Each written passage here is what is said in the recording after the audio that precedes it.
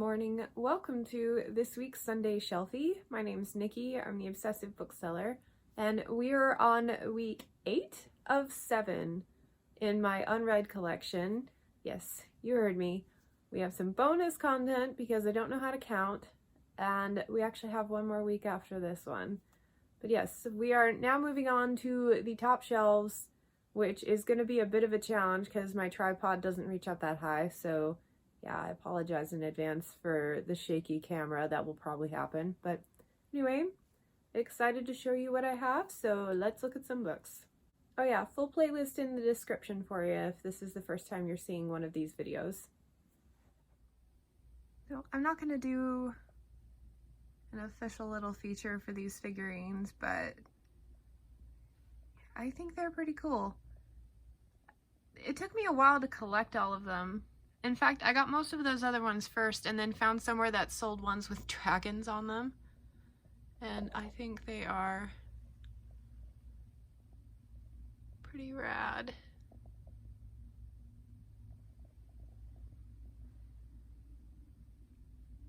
I'm on the verge of having too many, but at least they're all unique. At the beginning here, we have a couple of Lynn Flemmings. I think I have more from this author. The Bone Doll's Twin and the Oracle Queen.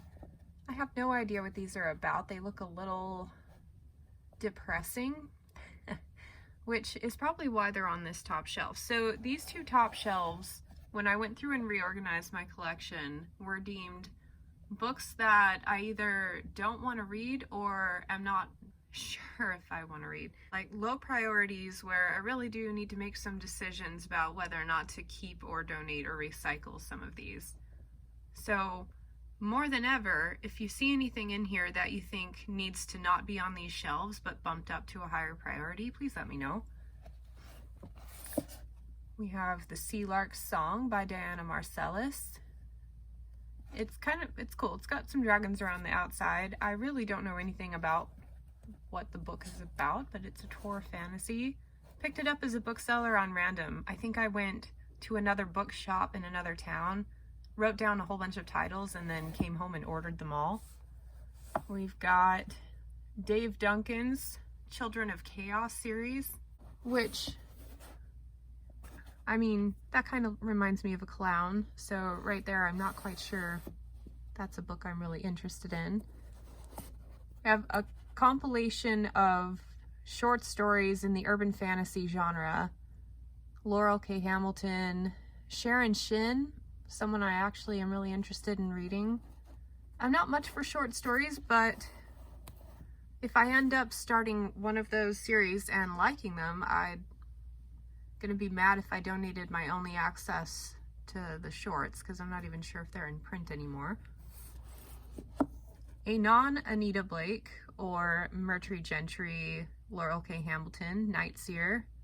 I'm worried it's going to be too much horror for me to handle. I'm not much on that genre to begin with. Her writing is about the max of what I can handle in that regard. Kind of a wimp. C.J. Cherry's The Fortress in the Eye of Time. I believe it's the first book in a series.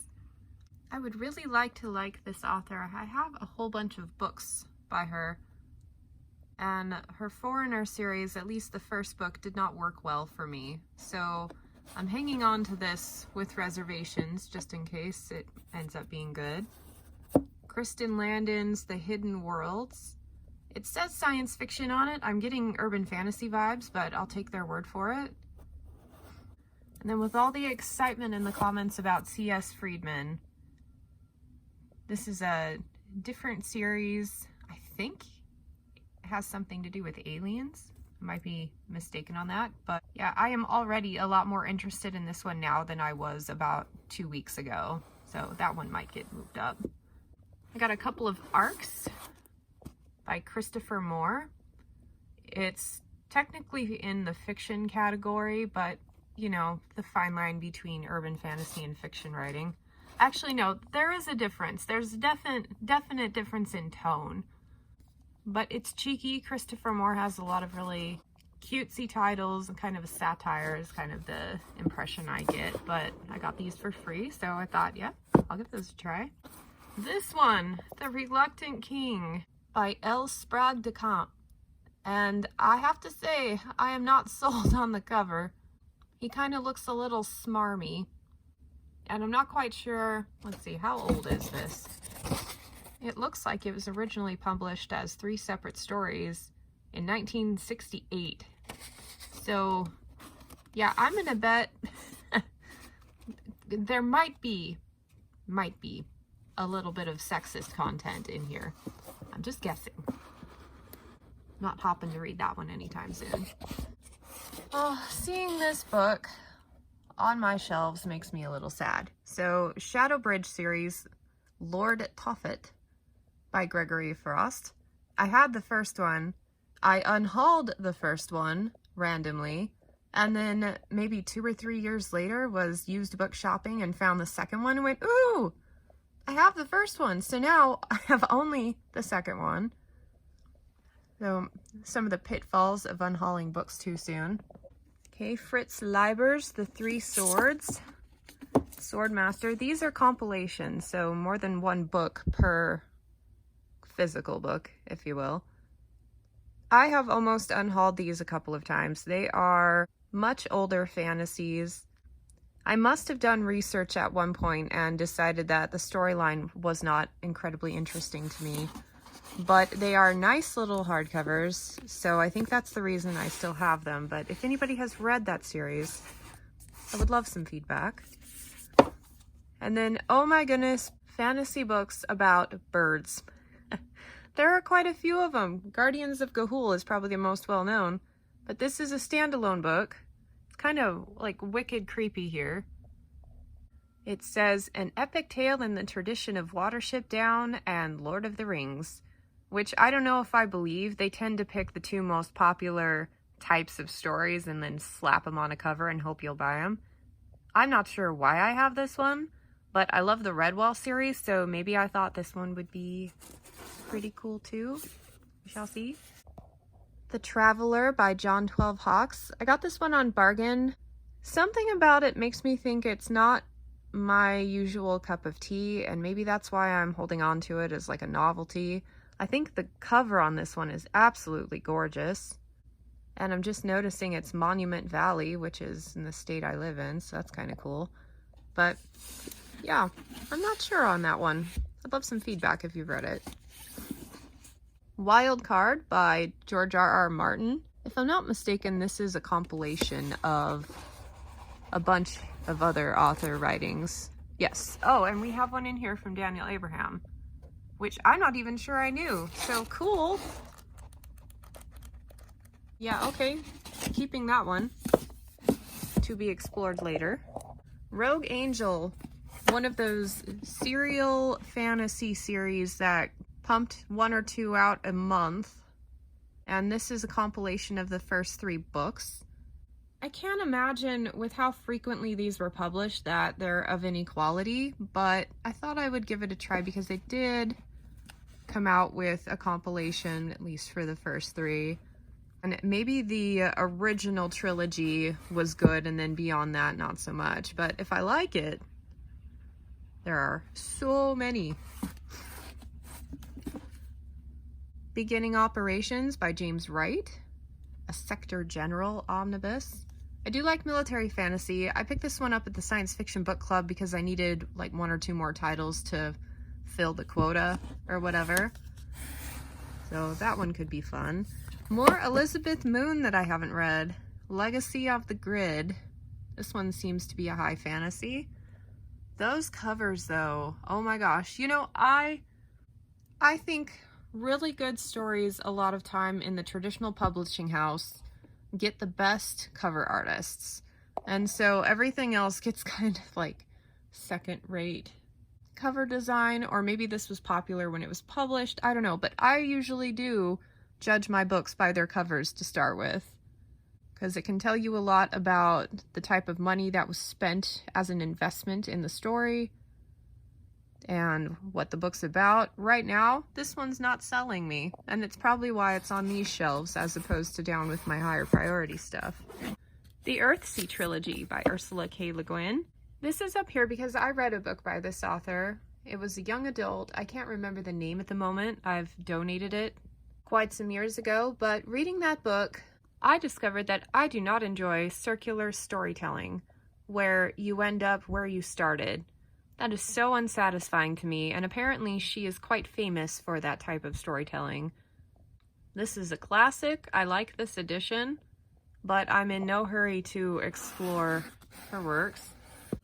And we have the Wolf Trilogy by Jane Lindskold. I have a bunch of these. I am not sure if I want to continue on this one. I mentioned in my Read collection, I read the first one, I liked it well enough. The indigenous aspect of the story is always fun. There's just a tad little bit of magic, but I'm not sure that the story warranted this many books continuing the story. And I didn't like it quite that much, but I have most of them. So that's why it's been a little hard to just let them go and move on. Dragon Ships by Margaret Wise and Tracy Hickman. I forgot about this series, actually. I believe this is the first one, Bones of the Dragon. The fact that it's co-written makes me think I want to put it a little higher on my list. And a ship. I love nautical stuff. It's got dragons too, so woohoo. Yes, I know. I have not read Terry Pratchett yet. This is a compilation of 3 books, starting with The Color of Magic. I believe some people say that's a pretty good place to start, but I absolutely love this cover. It's a science fiction book club edition. I tried Piers Anthony, did not like him. I tried Douglas Adams, did not like him. So Terry Pratchett is very much in that same vein, and the type of humor just does not work for me. I prefer dry humor. I don't like the over-the-top ridiculousness of things. So I have this book. I might try him eventually, but you know how there are just some authors that regardless of how much other people love them, you know they're just not in your wheelhouse? This is that one for me.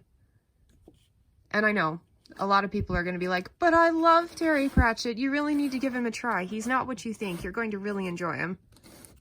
I know. That's why I still have the book. I'll get to him eventually, but of all the authors out there, popular authors that I'm interested in reading, he's at the bottom of the totem. This one, on the other hand, ultimate shame that I haven't read it. Wizard's Castle. I believe it has Howl's Moving Castle in it. Yeah. And then Castle in the Air. I do need to get to this one sooner than later. I like Diane Wynne Jones. I've actually read a few things by her, I think. And then Brian Jacques' Castaway of the Flying Dutchman. I feel like once you read a young boy's survival story, like Hatchet or whatever, you've read them all. And so I've just never been super interested in reading these. I don't know if they have a fantasy element at all, but it's Brian Jacques, so I've kept them despite my lack of enthusiasm. Geez, these shelves aren't going to be quite as fun because I'm not super eager to read anything on here. Maybe the Wizard's Castle, but I have a cool video series coming up. This is the first time you're hearing about it, where I am going to go through these in a lot more detail and decide whether to keep or donate them. So stay tuned for that. But we have Marjorie Kellogg's Dragon Quartet. Earth and Water, Fire and Air. I was sold on the covers and the fact that these were 2-in-1s. I thought that was so cool. But I know nothing about them, and I've never even cracked the spine to see what they're about. But they're cute. Okay, we've got books by Julia Gray. These are not available in ebook or audiobook as far as my research has shown. And I bought them simply because I thought the covers were cool, but then I go to read the back of the book or find anything on them and it seems like they're kind of dry. That's a fancy way of saying boring, but I have so many of them that I'm hanging on to them until I give at least the first book a try. Please, please, please, if anybody has read these, please let me know what you thought, because these are, of all the things on my shelves, I feel like these are the most obscure. I have a random tour fantasy, Daughter of the Exile by Isabel Glass. Don't know anything about that. The Dark Glory War by Michael Stackpole. I have a few of his books. a lot of collaborations that he's done, but I have not read anything by him yet. I believe this is the first book in a series.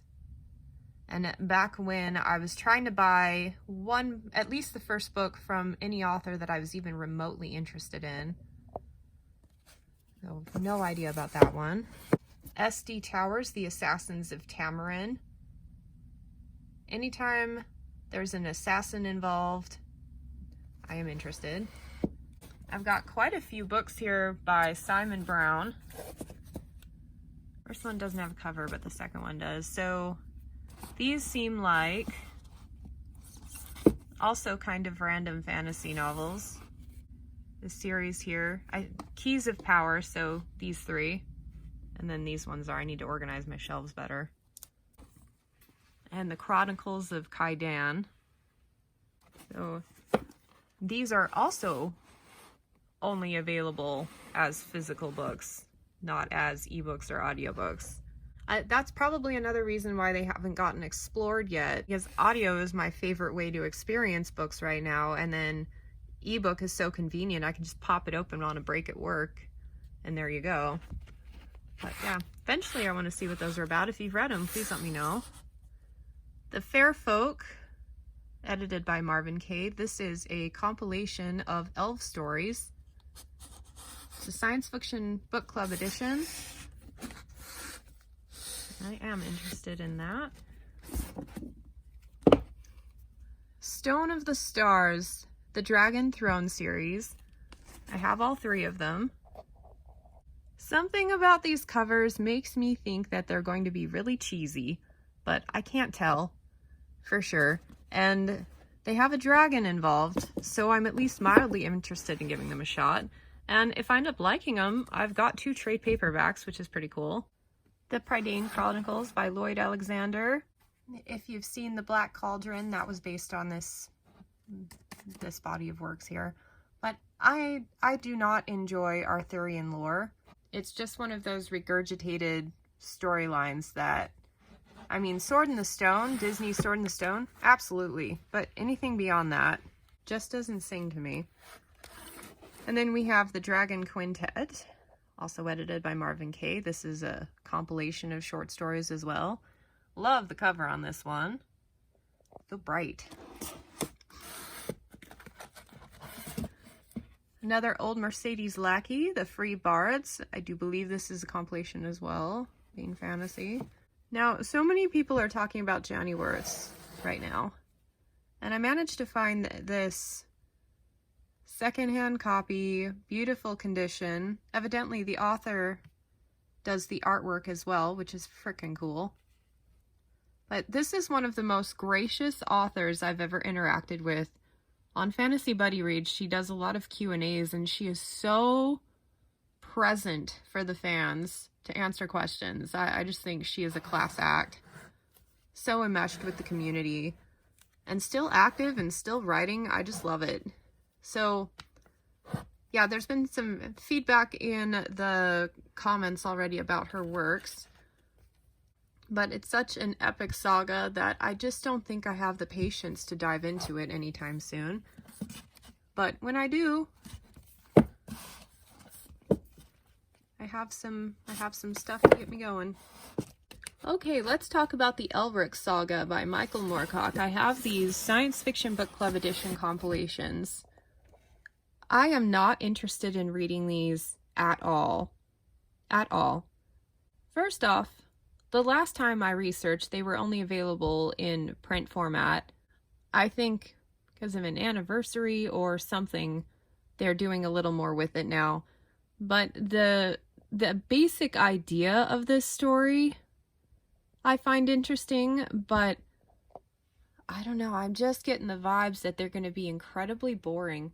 And to boot, a few people started a buddy read for it, and I kind of, you know, creeped around that thread to see what was going on, and the talk of what the story entailed was not enticing to me at all. So here I sit with 4 actually quite lovely hardcovers. Probably some, I don't know, maybe there'll be collector's editions at some point.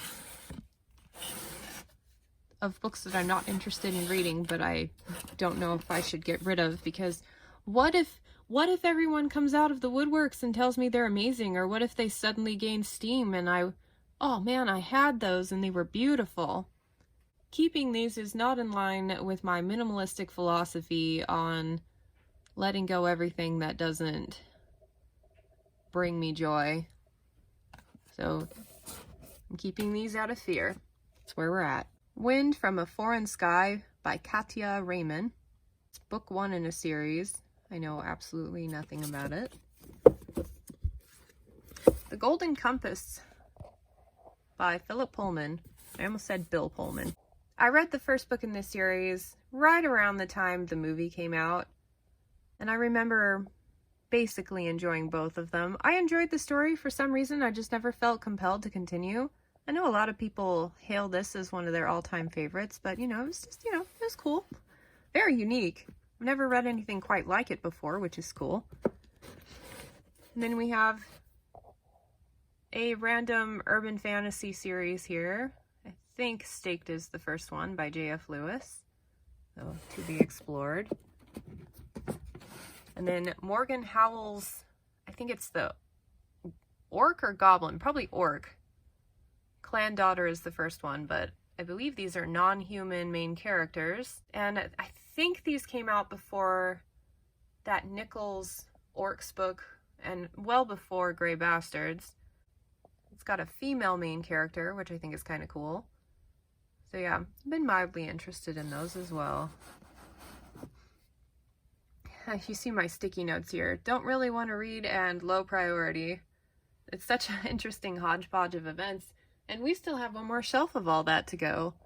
So for now, this is wrapping up this week's tour. There you have it. I hope you enjoyed this week's tour, and I hope to see you next week. Bye.